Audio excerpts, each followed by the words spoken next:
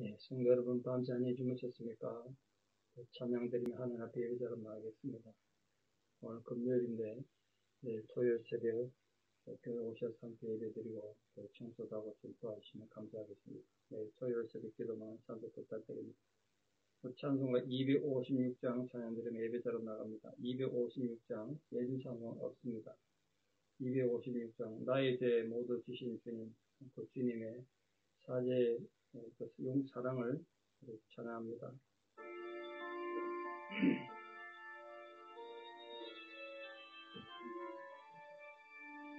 나의 죄 모두 지신 주님, 십자가 모진 그 고통을 묵묵히 참고 당하셨네.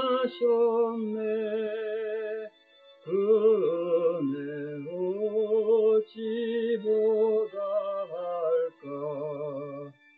흉악한 죄는 내가 짓고 고통은 주가 당했으니 나 어찌 감히 고개 들고 주 얼굴 뵐 수 있으리까. 눈물로 주께 아뢰옵니다. 그 피로 이 몸 사셨으니 충성된 종이 되게 하사 주 위에 살게 하옵소서. 아멘. 함께 신앙 고백 드리겠습니다. 나는 전능하신 아버지 하나님 천지의 창조주를 믿습니다. 나는 그의 유일하신 아들 우리 주 예수 그리스도를 믿습니다. 그는 성령으로 잉태되어 동정녀 마리아에게서 나시고 본디오 빌라도에게 고난을 받아 십자가에 못 박혀 죽으시고 장사된 지 사흘 만에 죽은 자 가운데서 다시 살아나셨으며 하늘에 오르시어 전능하신 아버지 하나님 우편에 앉아 계시다가 거기로부터 살아있는 자와 죽은 자를 심판하러 오십니다. 나는 성령을 믿으며 거룩한 공교회와 성도의 교제와 죄를 용서받는 것과 몸의 부활과 영생을 믿습니다. 아멘. 2023년 5월 19일 금요일 새벽 하나님 주신 말씀 로마서 15장 14절에서 16절입니다. 로마서 15장 14절에서 16절입니다. 로마서 15장 14절에 16절 공백이 올립니다. 내 형제들아, 너희가 스스로 선함이 가득하고 모든 지식이 차서 능히 서로 권하는 자임을 나도 확신하노라. 그러나 내가 너희로 다시 생각나게 하려고 하나님께서 내게 주신 은혜로 말미암아 더욱 담대히 대략 너희에게 썼노니 이 은혜는 곧 나로 이방인을 위하여 그리스도 예수의 일꾼이 되어 하나님의 복음의 제사장 직분을 하게 하사 이방인을 제물로 드리는 것이 성령 안에서 거룩하게 되어 받으실 만하게 하려 하심이라. 아멘. 로마 교회는 성경 속에 등장하는 많은 교회 중에 독특한 교회입니다. 누가 개척했는지, 누가 교회를 세웠는지 알 수 없는 교회고요. 그리고 사도들이나 바울 같은 훌륭한 지도자가 사역하는 교회가 아닙니다. 지금 이 바울이 로마서를 쓸 때도 영적 지도자가 없었습니다. 쉽게 말해서 목회자가 없었단 말이에요. 그런데도 이들이 그래서 그랬는지 우리 이때까지 본 것처럼 음식 문제나 절기를 지키는 문제나 유대인들이 율법주의를 강조하던가 그런 문제가 좀 있었습니다만, 그러나 로마 교인들이 가진 아주 훌륭한 신앙의 면모가 있었습니다. 어떻게 그럴 수 있는지 이게 참 궁금하기도 하고 좀 대단하다는 생각이 드는데, 오늘 본문에서 바울이 세 가지를 칭찬합니다. 내가 너희들이 이런 정도의 수준이 있는 성도인 것을 확신한다, 이렇게 말했습니다. 첫째는 그들에게 이 로마 교인들이 선함이 가득했다. 선함. 다른 성도들에 비해 선함이 가득했대요. 아마 이건 소문을 듣고 그렇게 판단했겠죠. 아직 지금 바울이 로마교를 가보지 못했거든요. 여기 선함이라는 건 타고난 어떤 기질을 말하는 것이 아니고 성령이 내게 오심으로써 변화된 삶을 말해요. 변화된 삶에서 나타나는 도덕적 탁월함, 자비로움, 온유함, 오래 참음 이런 것들이 선함을 말합니다. 로마 교인들이 선함이 가득했다고 표현하는 거 보면 그냥 한번 참고 마는 것이 아니라 그들 인내하고 또 덕을 세우는 이런 일들에 아주 훈련이 잘 돼 있었던 것 같습니다. 그걸 지금 바울이 칭찬해요. 두 번째, 그들에게 복음의 진리에 관한 지식이 있었다. 복음에 대한 진리, 복음의 진리에 대해서 아주 체계적 훈련을 잘 받았다는 거예요. 아마 이 로마 교인들이 헬라 철학의 바탕이 있어서 그랬는지 이제 목회자도 없는데 복음의 진리에 관한 지식이 많았다는 거예요. 그러니까 바울이 감동했던 것 같아요. 성도가 하나님 뜻을 바르게 살려면 어쨌든 간에 뭐든지 하나님의 진리의 말씀, 복음의 말씀을 알아야 되지 않습니까? 그 말씀이 나에게 뭘 요구하는지 알아야 하나님 뜻대로 살 수 있고 바른 신앙생활을 할 수가 있는 거예요. 그런 면에서 로마 교인들은 상당히 유리한 입장에 있었다고 할 수 있죠. 복음의 진리에 관한 모든 지식이 있었다. 참 대단한 일이죠. 세 번째, 그들은 능히 서로 권하는 자들이었습니다. 아직 바울도 방문하지 못했고 로마 교회는 이 바울의 로마서 쓸 당시에 대표하는 어떤 특정적인 지도자가 없었어요. 목회자가 없었다고요. 목회자가 없었던 이유는 그들 서로가 서로에게 말씀도 나눠주고 격려도 하고 위로도 하면서 피차 권면해서 진리에 이탈하거나 또 복음을 제대로 이해하지 못하는 사람이 있으면 은혜와 사랑 가운데 서로를 격려하면서 그렇게 교회를 유지했다는 거예요. 참 대단하지 않습니까? 오늘 대부분의 교회, 목회자 없는 교회는 거의 드물죠. 그리고 성도들은 목회자한테서 어쨌든 신앙 성장에 훈련도 받고 말씀을 통해서 하나님 복음의 진리를 듣습니다. 그러니까 하나님이 세우신 우린 목회자가 있으니까 그 목회자를 통해서 선하게 성장해야 될 의무가 있죠. 설령 목회자가 없다고 하더라도 이 로마 교회 성도들처럼 피차 권면하면서 하나님의 사랑 안에서 그리스도의 사랑 가운데 거하며 함께 세워져가는 그런 교회 성도가 되기를 축원합니다. 바울이 하나님으로부터 받은 은혜에 대해서 지금 15절에 말하는데 내게 주신 은혜로 말미암아 하나님께서 내게 주신 은혜가 있었다. 그걸 지금 자신이 받은 은혜를 말하는데 여기서는 자세히 설명 안 하고 있습니다만 사도행전과 다른 성경을 좀 종합하면 바울이 썼던 모든 성경 13권 전부를 종합하면 바울이 하나님으로부터 받은 은혜가 어떤 것인가 그걸 좀 알 수 있죠. 간단하게 좀 정리하면 이렇습니다. 베냐민 지파의 유대인이었던 바울은 이스라엘 땅 예루살렘에서 태어난 사람이 아닙니다. 길리기아 지방의 다소에서 출생했습니다. 지금 터키 지방 남서쪽에 위치한 항구 도시입니다. 길리기아 지방 다소에서 출생했어요. 그러니까 헬라 문화에서 태어났단 말이에요. 그의 가정은 아마 부모가 상당한 재산과 지위를 소유했을 것으로 추정됩니다. 확실한 알 수 없지만 아마 그랬을 것 같아요. 두 가지 큰 이유 때문에 그런데 하나는 그가 태어날 때부터 로마 시민이었다는 것. 이 바울이 로마서 쓸 당시에 로마 시민이라는 대단한 권력입니다. 유대인들은 로마 시민권 받기가 쉽지 않았어요. 그런데 아버지가 유대인인데도 로마 시민권을 받았다는 건 상당한 귀족이나 부유층이 아니면 불가능했습니다.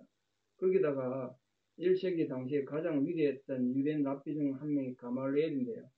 이 랍비 중에 두 전통의 주기가 수백 년 내려오는데 그 중에 하나가 가말리엘이에요. 요즘으로 치면 하버드 법대쯤 된다 생각하시면 됩니다. 아무나 갈 수 있는 곳이 아닙니다. 가말리엘은 예루살렘에 있었거든요. 길리기아 다소에서 태어나서 예루살렘에 유학을 온 겁니다. 그 정도 학비를 대고 공부할 정도가 되려면 상당한 재산과 지위가 없으면 불가능했습니다. 그래서 이 바울은 가말리엘 문화에서 공부하면서 당시 모든 사람들보다 탁월했고 그래서 자기 조상들의 유전 그리고 조상들이 세운 법칙 하나님에 대한 규칙 그 유전이라고 하는 유전 그걸 지극히 지지하고 열렬히 유전을 지키는 사람이었습니다. 그래서 바울은 너는 누구도 따를 수 없는 결국 예루살렘에 와서 가말리엘 문화에서 공부하다가 가말리엘 자체가 바리새파였기 때문에 그럴 수 있겠습니다만 바리새인이 됩니다. 바울이. 그런데 바리새인이 돼서 그냥 바리새인 흉내만 내는 것이 아니라 아주 골수 바리새인이 됐습니다. 그래서 바리새인 중에 바리새인이다. 그렇게 표현했습니다. 그 말은 기독교에 대해서 완전히 적대적 입장이라는 뜻이죠. 바리새인들은 예수님 당시에부터 얼마나 많은 갈등을 빚고 예수님을 모함하고 죽이려고 했습니까? 그런 바리새인 중에도 바리새인이 됐으니 바울이 얼마나 기독교를 박해했겠습니까? 그러니까 놀랍게도 여러분 퀴즈인데요. 인류 역사상 최초로 교회를 박해했던 사람, 기독교를 박해하는 사람 누군지 아십니까? 그 바울입니다. 바울. 교회를 박해한 사람. 제사장에 이런 사람들은 예수님이 십자가에 달려 죽는 거고 그 뒤로는 제자들을 박해했다든가 이런 기록이 지금 없어요. 근데 구체적으로 초대교회 교인들을 박해하기 위해서 최선을 다했던 사람이 바울이에요. 바울. 스데반 집사님 숭배할 때도 거기 가입되어 있었고요. 예루살렘 교회에서 각 집마다 찾아다니면서 기독교 신자 성도들을 투옥했단 말이에요. 그러니까 그 안전을 위해서 예루살렘 밖으로 팔레스타인 지역 밖으로 해외로 도망갔죠. 다소 그 다메섹은 외국이란 말이에요. 외국. 다른 나라란 말이에요. 다른 나라까지 도망간 피신간 기독교 성도들을 잡아가지고 예루살렘을 끌고 오는 그런 역할까지 자기 스스로 자원해서 했다. 자원해서. 다른 사람 시켜도 귀찮아서 안 하고 돈이 들어서 안 할 텐데 자기 돈 들여서 했다는 거예요. 하나님께서 이렇게 교회를 박해하고 기독교 성도들을 건절시키려 했던 바울에게도 은혜를 베푸셨어요. 이 바울이 기독교 성도들을 예수의 제자들을 예루살렘에 잡아오기 위해서 다메섹으로 가는 중에 영광을 입고 부활하신 그리스도가 와서 만나주셨단 말이에요. 그 만남 속에 약간의 기록밖에 없죠. 그럼 그 외에도 많은 사건이 안 있었겠습니까? 바울이 예수님 만나고 얼마나 많은 도전도 받고 혼란스럽고 그랬겠습니까? 많은 생각이 했겠죠. 그런 게 아쉽게 성경에 없습니다. 내가 사마리아로 가서 내가 아라비아로 가서 3년 있었다. 그 이야기 한 문장밖에 없는데 아라비아로 3년 가서 엄청난 자기 반성과 고뇌의 시간을 보냈던 거죠. 이 바울은 이 다메섹 도상에서의 예수 그리스도를 만남으로 인해서 예수님의 십자가 죽음이 그냥 헛된 죽음이 아니라 바로 자기와 같은 인간의 죄를 속하기 위한 하나님의 놀라운 사랑과 은총 행위였다. 이걸 깨닫게 되고 완전히 인생이 뒤바뀌는 거죠. 그런데 이 바울이 하나님께 받은 가장 큰 은혜를 뭐라고 말하고 있냐면 하나님께서 기독교를 박해하고 예수의 제자들을 핍박하던 자신을 불러서 이방인에게 복음을 전파하는 이방인의 사도로 삼으셨다는 거예요. 이걸 너무 귀하게 생각했어요. 바울은. 그래서 가장 먼저 최초로 기독교를 박해한 사람도 바울입니다만 최초로 이방인에게 전도하고 선교한 사람도 바울이에요. 제자들은 생각도 못했던 바울은 이 이방인에게 전도했다고. 이런 사실을 나중에 깊이 깨닫고 바울은 모든 성도 중에 지극히 작은 자보다 더 작은 나에게 하나님이 이렇게 은혜를 주셨다. 아주 감격적으로 에베소에서 고백하고 있죠. 오늘날 성도들 가운데도 과거에 이 바울처럼 모르고 예수를 배척했든지 교회를 욕되게 했더라도 지금은 예수 그리스도 안에서 구원 얻고 다른 사람에게 복음을 전가하는 그런 열정을 가진 사람이 있다면 그 참 하나님 앞에 큰 은혜 적은데도 예수님 앞에 예수 그리스도에 대해서 빚진 자를 할 수 있습니다. 성도는 때를 얻든지 못 얻든지 그 항상 복음 전파에 힘써야 되겠죠. 근데 오늘 바울이 자신이 로마서를 쓰게 된 동기를 뭐라고 말하고 있나 보십시오. 이게 지금 동기가 지금 15절에 있죠. 로마 교회는 아까 말씀드린 것처럼 제자들이나 바울이 세운 것이 아니라 그 지역에 거주하던 이방인들에 의해서 세워진 교회입니다. 그 정말 독특한 교회예요. 로마 교회는 예수님 직계 제자들이나 그 밖에 권위 있는 주의 종들을 목회자로 모시지 못했어요. 따라서 바울이 이 교회를 사랑해서 이 로마서를 기록할 때 그냥 안부 묻는 편지 정도가 아니고 이 성도들을 진리에 바로 가르치고 구원에 대한 도리를 올바로 알게 하기 위해서 확실하게 뭔가 증거할 필요가 있겠다. 구원의 도리를 재확인시켜야 되겠다. 그래서 로마서를 썼단 말이에요. 근데 그럼에도 불구하고 바울은 이 로마서 쓰면서 난 너희들이 다 알고 있다고 생각한다. 그거 인정하잖아. 너희들이 하나님의 말씀에 정말 지식에 차고 넘친다. 그걸 인정한다. 그런데 혹시나 높아심에서 내가 담대히 대강 썼다. 대강 썼다는 거 있어요. 이 로마서 16장인데 대강 쓴 거로 보입니까? 누가 편지를 이렇게 길게 씁니까? 완전 논문 같은 건데. 그런데 바울은 자신을 낮추느라고 로마 교인들이 혹시 부담 가질까봐 대강 썼대요. 대강. 바울이 겸손을 나타내는 거죠. 바울은 내가 예수님으로부터 은혜 받았기 때문에, 내가 예수님 제자기 때문에 너희들에게 이 서신 쓴다, 이런 자세를 취하지 않았어요. 자기도 하나님 은혜 받아서 나는 아무것도 아니지만 은혜로 이렇게 이 성경을 쓴다, 그렇게 말했습니다. 빌론저 16절에 바울은 자신을 뭐라고 표현했나 보십시오. 바울은 자신을 이방인들을 그리스도께 인도해서 제단에서 바치는 일을 하는 제사장으로 묘사했습니다. 다시 말해 자신이 예수 그리스도의 제자가 돼서 복음을 증가하는 일을 제사장 일을 하고 있는 걸로 생각했단 말이에요. 다시 말해서 개종한 이방인들, 예수 그리스도로 인해서 하나님 앞에 나와서 자기 죄를 회복하고 자복하고 구원받은 이방인들이 받으시는 예배를 영적인 제물로 생각해요. 제물을 표현했잖아요. 이방인들의 예배가 하나님 앞에 드리는 그게 제사다예요. 제사. 그 영적 제물로 생각했어요. 우리 12장 1절에서 이미 말씀했습니다만, 이런 바울의 선언은 마치 만인 대제사장설을 생각나게 합니다. 그래서 바울 때문에 만인 대제사장설이 나왔고 종교개혁이 일어났죠. 다시 말해서 모든 예수님을 믿는 그리스도인들은 예수 그리스도로 말미암는 새로운 제사장적 질서의 역할을 한다는 거예요. 그게 뭐냐? 모든 성도들은 하나님 앞에 스스로 제사를 드릴 수 있다. 소작고 양자는 제사가 아니라 특히 자기 죄를 스스로 고백하고 하나님 앞에 사죄를 받을 수 있다. 옛날에 어떻게 받았습니까? 제사장이 대신 백성들에서 제사 드려주고 대신 용서받아야 했습니다. 그런데 누구든지 자기 죄에 대해서 하나님 앞에 자복하고 회개하고 예배드리고 하나님 용서를 받을 수 있다. 그런 면에서 만인 제사장설이에요. 그러니까 만인 제사장설은 모든 기독교인들이 누구나 다 설교하고 가르치는 은사 받았다, 그런 뜻 절대로 아니에요. 착각하시면 안 돼요. 만인 제사장설은 모든 사람이 다 설교자다, 이런 뜻이 아니라 누구든지 자기 죄에 대해서 하나님 앞에 당당히 나가서 회개에 기도할 수 있고 그 죄를 용서받을 수 있는 그런 자격을 가졌다. 그게 만인 제사장설입니다.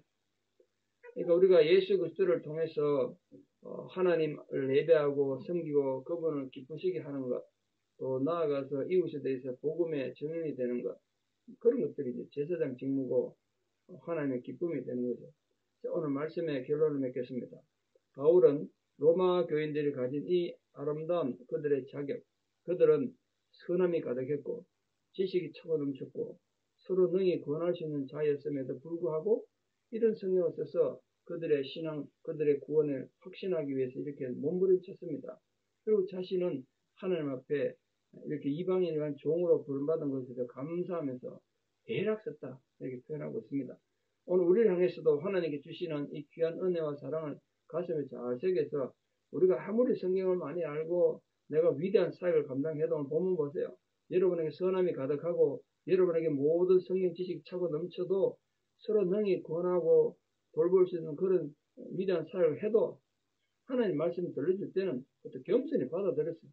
하나님이 오늘 나에게 뭘 원하시는가? 그걸 보고 순전히 충성함으로써 하나님의 위대한 사역을, 예수 그리스도의 뜻을 이 땅에 전하는 이 시대의 제사장도 다 되시기를 진심으로 축원합니다. 기도드리겠습니다.